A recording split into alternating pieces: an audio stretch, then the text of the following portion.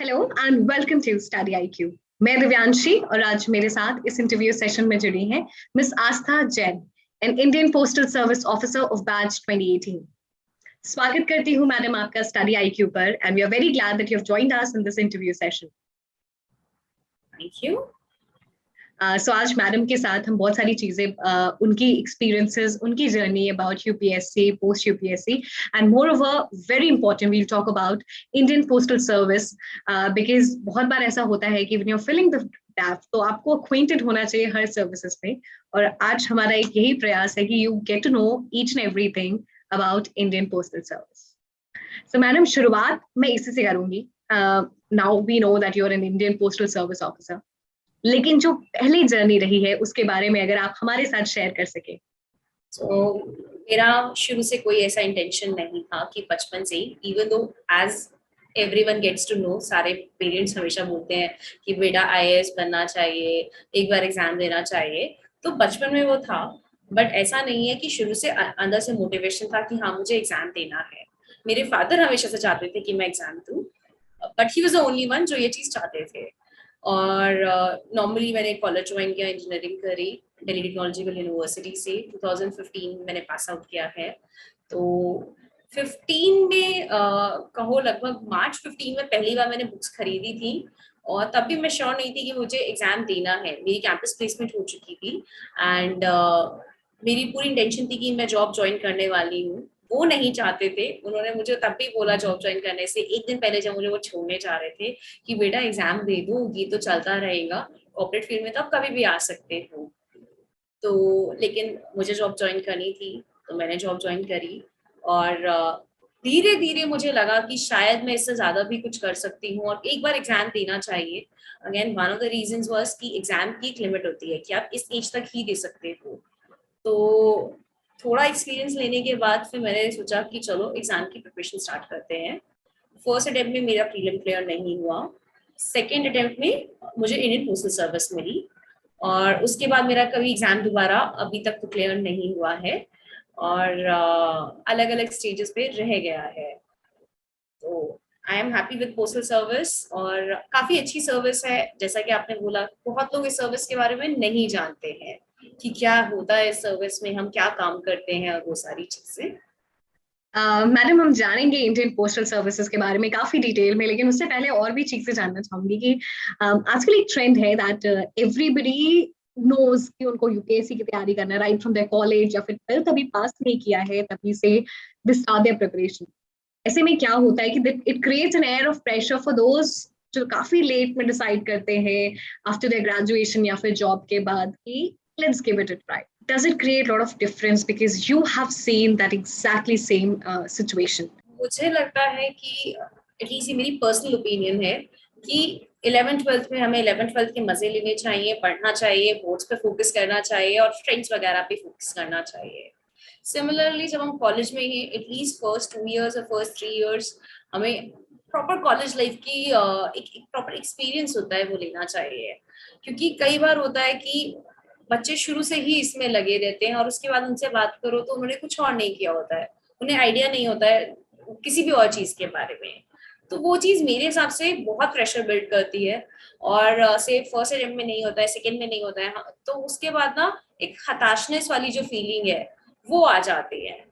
तो मेरी personal opinion है कि हमें सारी चीजों का अपना एक महत्व होता है लाइफ में, हमें उन चीजों के मजे लेने चाहिए और हमें वो चीजें सीखनी चाहिए, और हमें उनसे हर एक्सपीरियंस जो है उस समय कुछ ना कुछ लर्निंग्स मिलते हैं।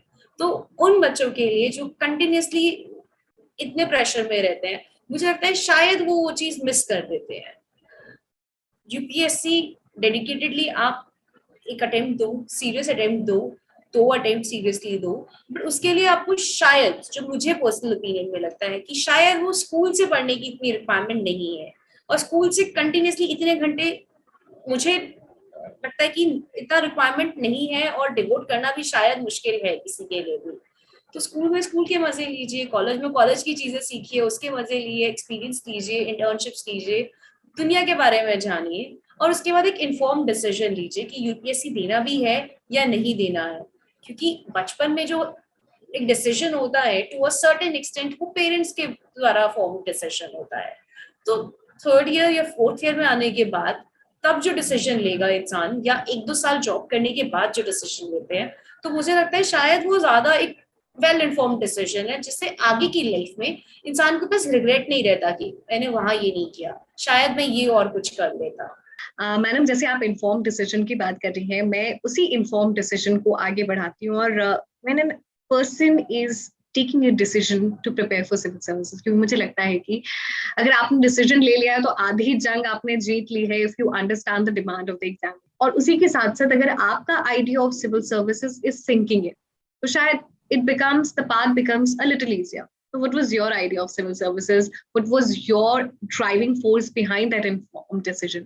सबसे पहले तो इन्फॉर्म डिसीजन में हमें एटलीस्ट इतनी इन्फॉर्मेशन होनी चाहिए कि अटेम्प्ट्स एग्जैक्टली आपका जो एग्जाम है उसकी क्या डिमांड है फर्स्ट, और सेकंड उस एग्जाम के बाद उसका आउटकम क्या रहेगा, कि क्या आप बनोगे, क्या आपका बनने के बाद आपसे एक्सपेक्टेशंस हैं।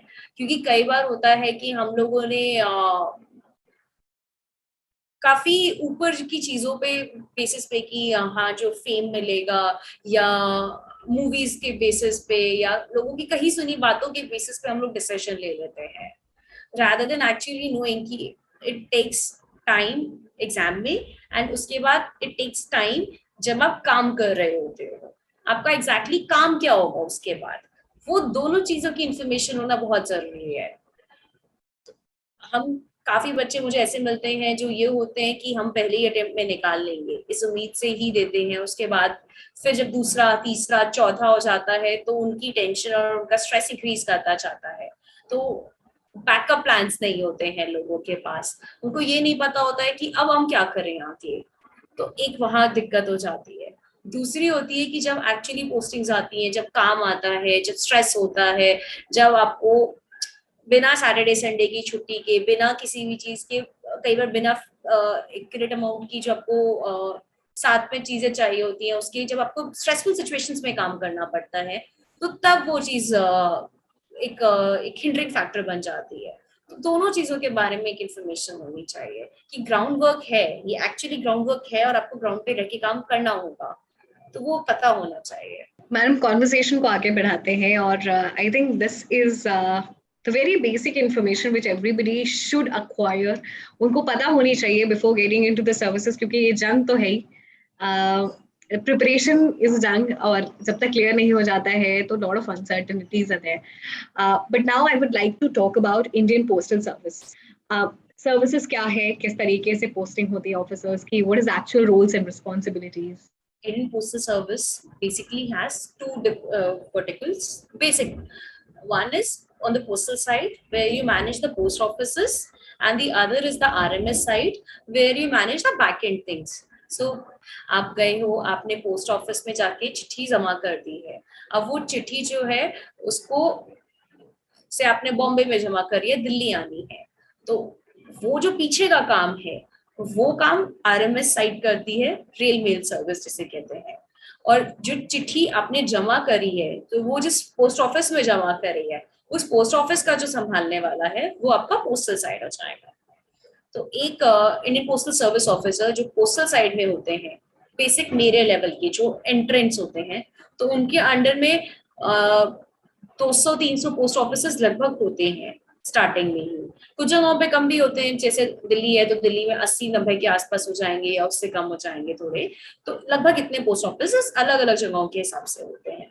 और जैसे मेरा रेल मेल सर्विस है तो हमारा पीछे का ऑफिस होता है, मेरा एयरपोर्ट वाला डिविजन है, तो हम जो एयर की मेल होती है, जैसे फर्स्ट क्लास मेल होते हैं या स्पीड पोस्ट होते हैं, उनको हम लोगों को एयरलाइंस को हैंड ओवर करना होता है ताकि वो आपका दूसरी सिटी में डिलीवर कर सके, वहां के रेल मेल सर्विस वाले जो अधिकारी हैं उन लोगों को वो दे सके। तो ये दो बेसिक ब्रॉड होते हैं। जनरली हमारी पोस्टिंग्स जो होती हैं वो टायर 1 सिटीज में होती हैं, और पहली पोस्टिंग एसएसपी या एसएसआरएम होती है, उसके बाद डीपीएस बनते हैं आप, फिर पीएमजी बनते हैं और सीपीएमजी बनते हैं। और अगर आपकी एज कम है या अभी एटलीस्ट अभी फिलहाल के हिसाब से एज कम है तो मेंबर्स तक बनते हैं, और जो काफी जल्दी एंटर कर जाते हैं वो secretary of government of India postal department के भी आज अभी तक वही बनते हैं। तो ये एक जनरल हमारा हायरार्की रहती है। रोल्स एंड रिस्पॉन्सिबिलिटीज की तो आपने बता दी, पोस्टिंग्स बता दी, किस तरीके से ट्रेनिंग होती है एक इंडियन पोस्टल सर्विस ऑफिसर की? सो हमारी ट्रेनिंग गाजियाबाद में एक अकेडमी है, रकनपा, Rafi Ahmad national postal academy, Rafi Ahmad Kidwai national postal academy. तो वहाँ होती है, लगभग 2 साल की ट्रेनिंग है, जिसमें 3 फील्ड अटैचमेंट्स होते हैं।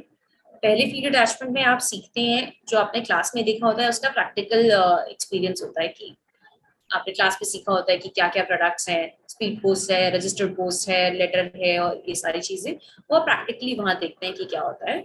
सेकेंड फील्ड अटैचमेंट में आपको इंडिपेंडेंट चार्ज दिया जाता है पोस्ट ऑफिस का, पहले सब पोस्ट ऑफिस का, फिर हेड पोस्ट ऑफिस का, ताकि आप एक्चुअली सीख पाए कि वहां पे क्या क्या चीजें होती हैं। और आप एक पोस्टमैन, एक पोस्ट ऑफिसर जो एक जो आपका हेड पोस्ट मास्टर है, वो क्या क्या काम करता है, ताकि आप आगे चल के जब उनको कोई काम करने के लिए दें तो आपको भी पता होना चाहिए कि क्या उनकी लिमिटेशंस हैं, क्या उनके पास अपॉर्चुनिटीज हैं, वो क्या कर सकते हैं, कैसे कर सकते हैं, कैसे नहीं कर सकते हैं। तो वो सारी चीजें जानने के लिए एक्चुअली हमें उनकी पोस्ट भी दी जाती हैं। उसके बाद थर्ड फील्ड अटैचमेंट में आपको एएसपी, एएसआरएम वगैरह की पोस्ट दी जाती है। अगेन इसीलिए ताकि जब आप कल को उनसे काम कराएं तो आपको बस खुद भी आपको पता होना चाहिए, एक्सपीरियंस होना चाहिए कि आप उनसे क्या काम करा रहे हैं, कैसे करा सकते हैं, क्या नहीं करा सकते, कैसे क्या क्या उनकी एक जो भी बाधाएं हैं वो क्या क्या आ सकती हैं, तो उनको सॉर्ट आउट करने के लिए। तो ये 3 फील्ड अटैचमेंट्स के बाद आपको एक्चुअल पोस्टिंग मिलती है। पोस्टिंग से एक सर्कल मिलता है, सर्कल लगभग मोटा मोटा कहा जाए तो एक स्टेट के बराबर होता है। तो उस स्टेट में आपको वहां की जो सीपीएमजी और हायर ऑफिशियल्स हैं, वो लोग आपको पोस्ट करते हैं कि उनको कौन सा डिवीजन देना है। एक डिवीजन जनरली 2 या 3 डिस्ट्रिक्ट्स के इक्विवेलेंट होता है। मैडम आपने जैसे अभी आपने भी बताया था कि when you are filling the draft आपको भी बहुत सारी आइडिया नहीं थे, and now when you are into the service, तो the expectation that you had before joining and now you are already into the service, क्या वो हार्मनी में है? टू सर्टेन एक्सटेंट हाँ, वो हार्मनी में है, क्योंकि मैंने काफी पता किया था कि क्या है, क्या क्या होता है। और अब जब हम कर रहे हैं तो टू अ सर्टेन एक्सटेंट चीजें वैसी हैं जैसी उम्मीद थी। अगर आप इसे उम्मीद से आते हैं कि सब कुछ आपको बहुत अच्छा मिलेगा और एक जो ऑरा बना हुआ होता है वही मिलेगा, तो थैंकफुली मैंने वो नहीं एक्सपेक्ट किया था, तो जब वो नहीं मिला तो मुझे इतना प्रॉब्लम्स नहीं आई। इसीलिए मैंने कहा एक रियलिस्टिक आपका जो प्रायर अवेयरनेस है वो रिक्वायर्ड है। तो अगर वो है तो ज्यादा दिक्कत नहीं आती। सर्विसेज सारी अच्छी होती हैं, सब में अपने चैलेंजेस हैं, अपने बेनिफिट्स हैं, उसमें रह के उसमें खुशी खुशी काम करना is what is required out of us. हम इंडियन पोस्टल सर्विस की मुझे लगता है बहुत सारी चीजें हमने जान ली हैं, और something do you think as अभी तक की पूरे सर्विसेज में anything that you are going to remember it for ever?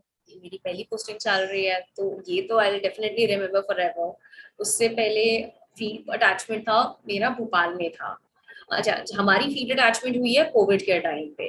तो मास्क लगा के काम करना, स्टाफ को देखना कि वो डिस्पाइट कि कोविड में डेथ्स हो रही हैं और वो लोग तब भी आ रहे हैं, डेडिकेटेडली काम कर रहे हैं, तो वो सब देख के एक एक अच्छी फीलिंग भी आती है कि इतना डेडिकेटेड लोग हो सकते हैं और इतने अच्छे से काम कर सकते हैं। जनरली एजम्पशन नहीं जाता है, पर उनको देख के it was an eye opener and I was, मुझे काफी अच्छा लगा और काफी सीखने को मिली ये चीज।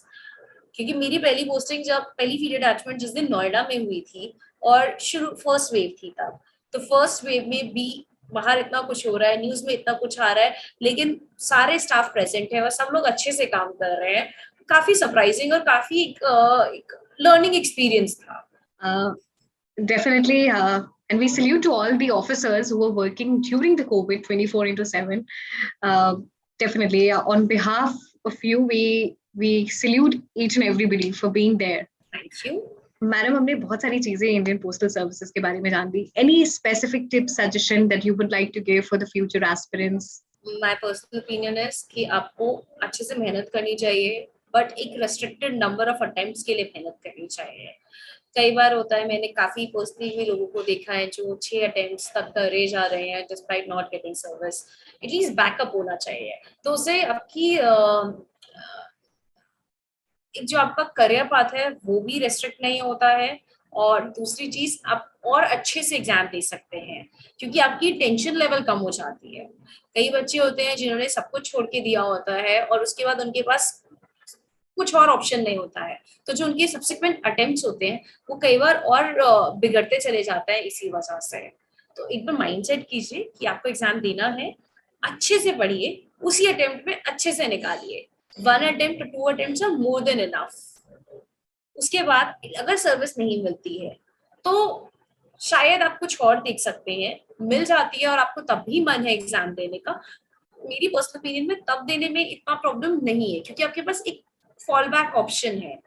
पॉइंट इज कि एक ऑप्शन हमेशा रखिए। I think these are very valuable tips कि एक रेस्ट्रिक्टेड अटेम्प्ट्स ही आते हैं, and if it's not happening then you should start exploring other option, क्योंकि ये जरूरी है। ये एक एग्जामिनेशन हो सकता है लेकिन सिर्फ यही एग्जामिनेशन नहीं है, यही जिंदगी नहीं है। You should explore more options that's available to you. Thank you so much, madam.